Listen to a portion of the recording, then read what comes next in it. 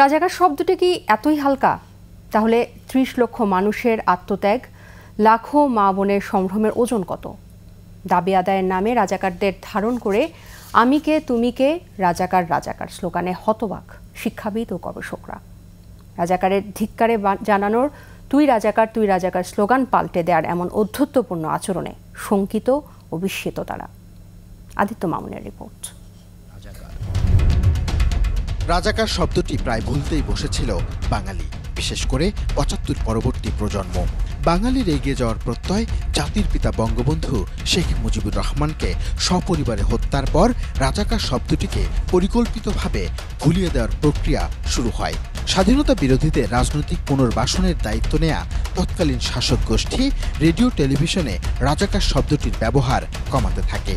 লাখো শহীদের রক্তসাগরে জোয়ার তোলা কুখ্যাত রাজাকারদের সেই হিংস্রতার ইতিহাস হালকা হতে শুরু করে।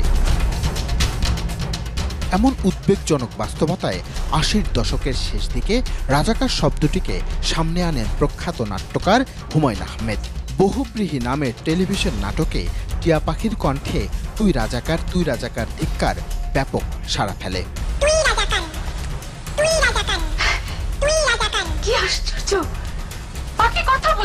তবে স্বাধীনতার পক্ষের শক্তি রাষ্ট্র ক্ষমতার বাইরে থাকায় স্লোগানটি আবারও হারাতে বসে। ২০০৯ সালে বঙ্গবন্ধু কন্যা শেখ হাসিনার নেতৃত্বাধীন সরকার ক্ষমতায় আসার পর রাজাকার বলার পরিবেশ তৈরি হয়।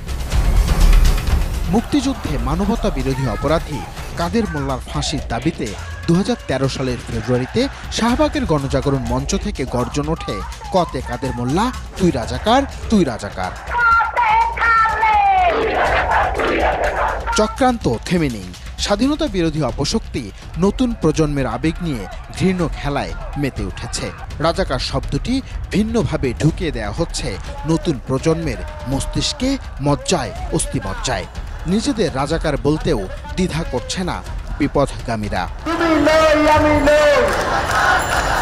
তবে শিক্ষার্থীদের বড় অংশই এই স্লোগানের তীব্র বিরোধী। ক্ষোভ প্রকাশ করছেন তারা। নিজেকে দাবি করে যে আমি রাজাকার, এটা তো স্যাটার করা সম্ভব না। কারণ হচ্ছে রাজাকার শব্দটার মিনিংটা খুবই বাজে। পৃথিবীর কোনো বাস্তবতাই আমি হয়তো নিজেকে কখনোই বলতে পারবো না আমি রাজাকার, যতক্ষণ পর্যন্ত আমি জানি রাজাকার আসলে কারা। দাবি আদায়ের মিছিলে কোটা বিরোধীদের এমন স্লোগানে হতবাক শিক্ষাবিদ ও গবেষকরা। এই বাংলায় নিজেকে রাজাকার দাবি করে যে স্পর্ধিত উচ্চারণ, এটা অবশ্যই মুক্তিযোদ্ধাদের অসম্মান করবার শামিল।